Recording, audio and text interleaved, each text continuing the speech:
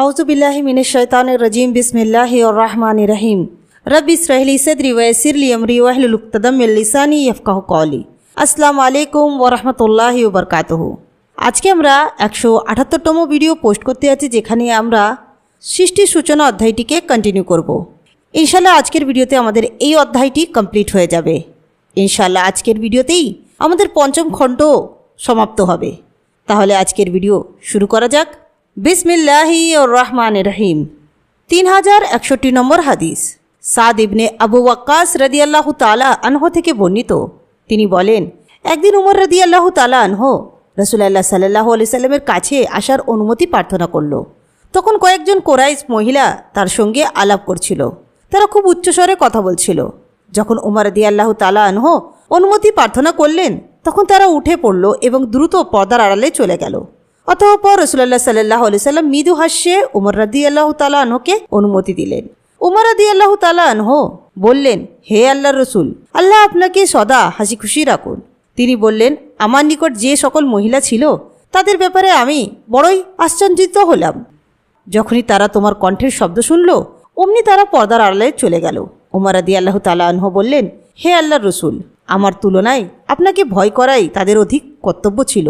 তারপর উমর রাদিয়াল্লাহু তাআলা আনহু মহিলাদেরকে লক্ষ্য করে বললেন, হে আত্মঘাতী মহিলারা, তোমরা আমাকে ভয় করো অথচ রাসূলুল্লাহ সাল্লাল্লাহু আলাইহি সাল্লামকে ভয় করো না?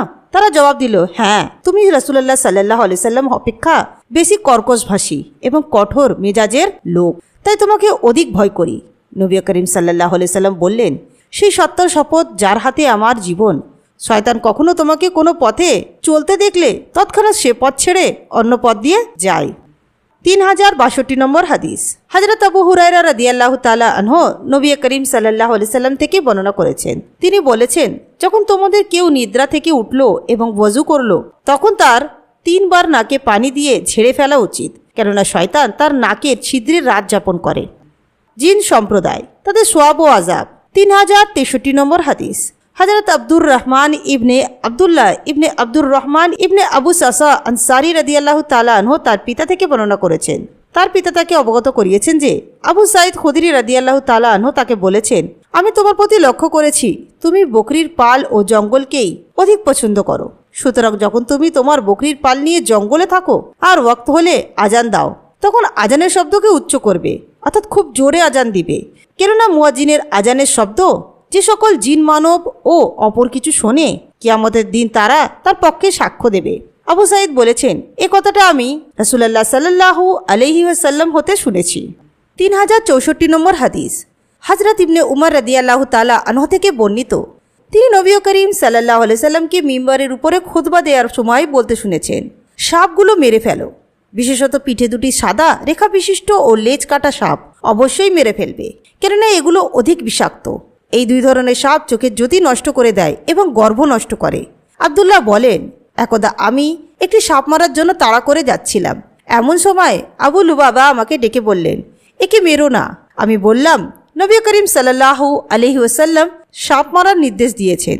তিনি বললেন, এরপর তিনি গৃহে অবস্থিত এবং যাদেরকে আওয়ামের বলে এরূপ সাপ মারতে বারণ করেছেন। মুসলমানদের সর্বোৎকৃষ্ট সম্পদ বকরির পাল। 3065 নম্বর হাদিস হযরত আবু সাঈদ খুদরি রাদিয়াল্লাহু তাআলা আনহু থেকে বর্ণিত। তিনি বলেন, রাসূলুল্লাহ সাল্লাল্লাহু আলাইহি সাল্লাম বলেছেন, সে যুগ অতি নিকটবর্তী যখন কোনো মুসলমানের সর্বোৎকৃষ্ট সম্পদ হবে বকরির পাল, যা নিয়ে সে পর্বত চূড়ায় ও গভীর জঙ্গলে চলে যাবে। ফিতনা হতে স্বীয় দিন রক্ষাকল্পে সে এভাবে ভাগবে। 3066 নম্বর হাদিস আবু হুরায়রা রাদিয়াল্লাহু তাআলা আনহু থেকে বর্ণিত।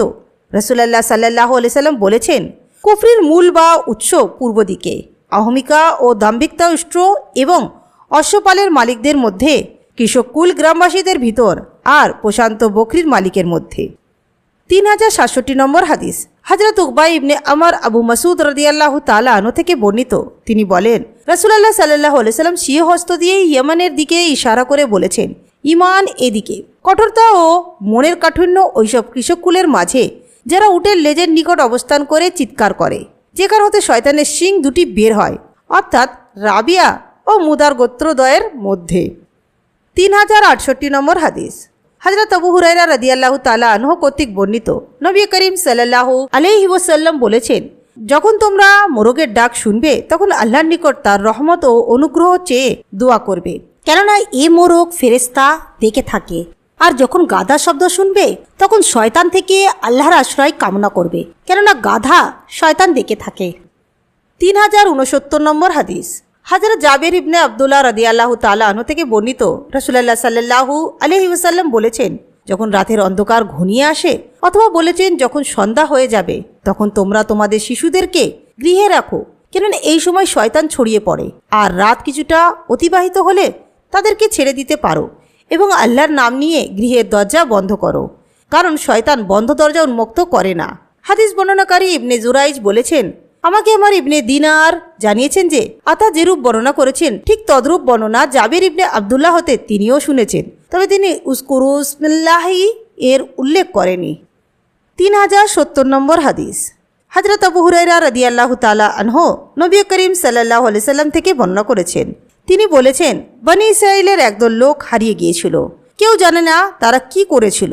আমি ধারণা করি এই ইঁদুরই পরিবর্তিত আকৃতিতে সে নিরুদ্দেশ সম্প্রদায়। এর কারণ, যখন ইঁদুরের সামনে উষ্ট্রির দুধ রাখা হয় তখন সে পান করে না, আর বকরির দুধ রাখলে সে তা পান করে। আবু হুরায়রা রাদিয়াল্লাহু তাআলা আনহু বলেন, আমি কাবের নিকটে এই হাদিস বর্ণনা করলাম। তিনি জিজ্ঞেস করলেন, তুমি কি স্বয়ং নবী করিম সাল্লাল্লাহু আলাইহি ওয়াসাল্লামকে এ হাদিস বলতে শুনেছ? আমি বললাম হ্যাঁ। অতঃপর তিনি কয়েকবার একই কথা আমাকে জিজ্ঞেস করলেন। তখন আমি বললাম, আমি কি তাওরাত কিতাব পড়েছি? 3071 নম্বর হাদিস। হযরত আয়েশা রাদিয়াল্লাহু তাআলা আনহা থেকে বর্ণিত, নবী করিম সাল্লাল্লাহু আলাইহি সাল্লাম গিরগিটির অর্থাৎ রক্তচোষাকে নিকৃষ্ট ফাসিক বলে আখ্যা দিয়েছেন। নবী করিম সাল্লাল্লাহু আলাইহি সাল্লামকে তা হত্যা করার নির্দেশ দিতে আমি শুনিনি। আর সাদ ইবনে আবু ওয়াক্কাস দাবি করেন যে নবী করিম সাল্লাল্লাহু আলাইহি সাল্লাম নিশ্চয়ই তা হত্যা করার আদেশ প্রদান করেছেন। 3072 নম্বর হাদিস।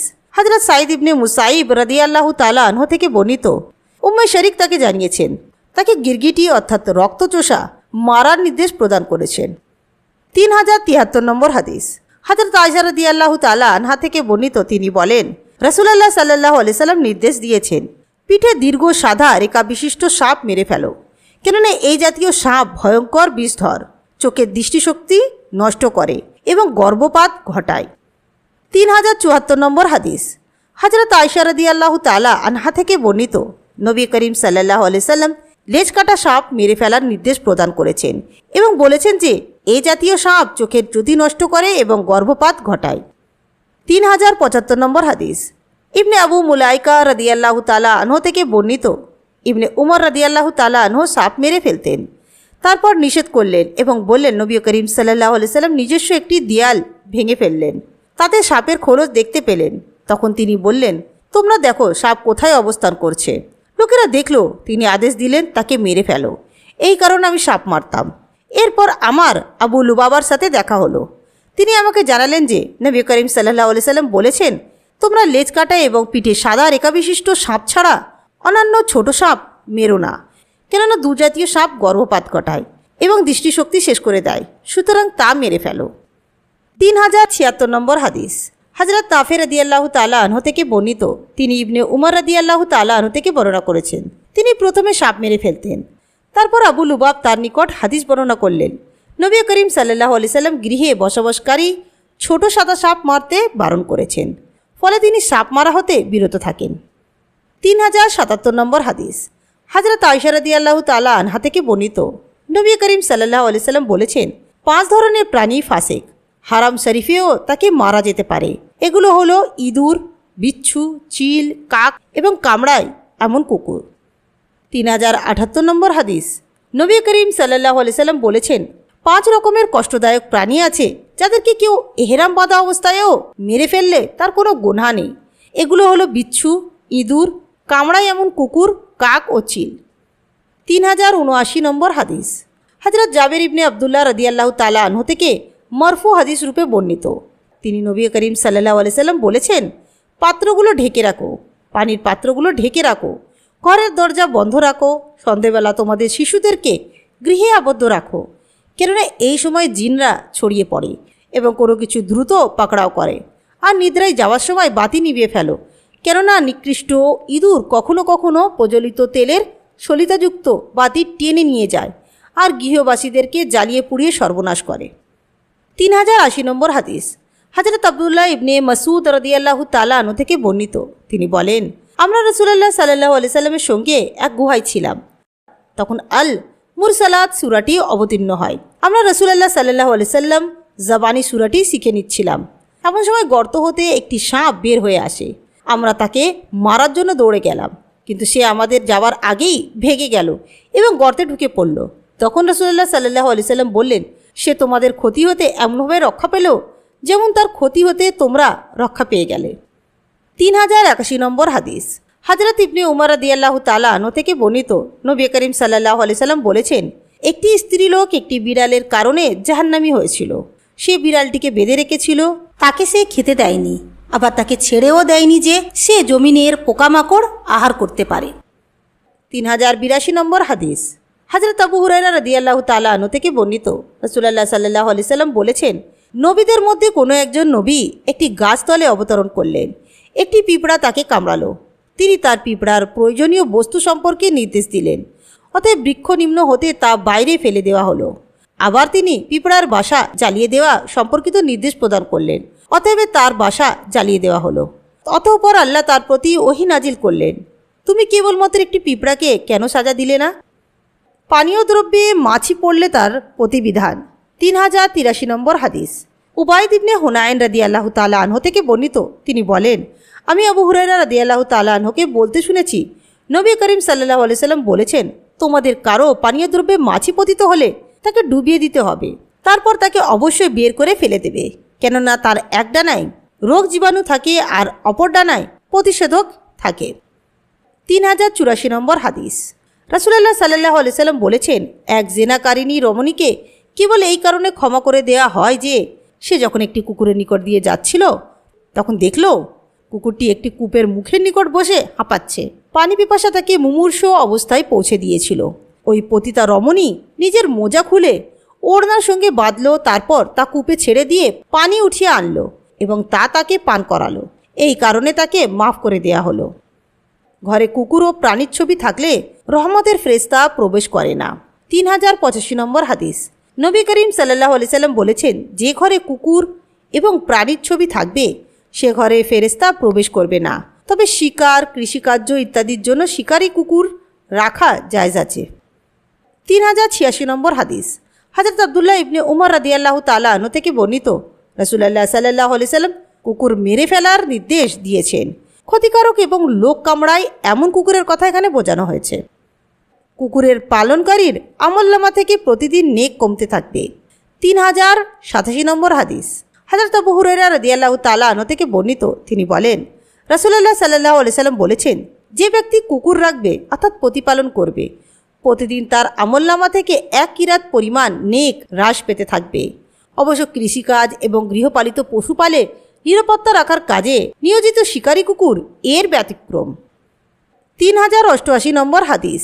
হযরত সাইব ইবনে ইয়াজিদ সুফিয়ান ইবনে আবু জুহাইর সনবু রাদিয়াল্লাহু তাআলা আনহুর নিকট হতে শুনেছেন, তিনি নবী করিম সাল্লাল্লাহু আলাইহি সাল্লামকে বলতে শুনেছেন, যে ব্যক্তি কুকুর পালে কিন্তু যার দ্বারা কৃষির কোনো উপকার হয় না, পশুপালনেও কোনো উপকার হয় না, তার আমল হতে 1 কিরাত আমল কমে যায়। সাহেব জিজ্ঞেস করলেন, আপনি নিজেই কি তা নবী করিম সাল্লাল্লাহু আলাইহি ওয়াসাল্লাম থেকে শুনেছেন? তিনি বললেন, এ কিবলার অর্থাৎ কাবার রবের শপথ, হ্যাঁ। তো আজকে আমরা 178তম ভিডিও পোস্ট করলাম, যেখানে আমরা সৃষ্টির সূচনা অধ্যায়টিকে কমপ্লিট করে ফেললাম। আলহামদুলিল্লাহ, আজকের ভিডিওতেই আমাদের 5ম খণ্ড সমাপ্ত হলো। ইনশাআল্লাহ নেক্সট ভিডিও থেকে আমরা 6ষ্ঠ অধ্যায় শুরু করব। ইনশাআল্লাহ নেক্সট ভিডিওতে আপনাদের সঙ্গে আবার দেখা হবে। আসসালামু আলাইকুম ওয়া রাহমাতুল্লাহি ওয়া বারাকাতুহু।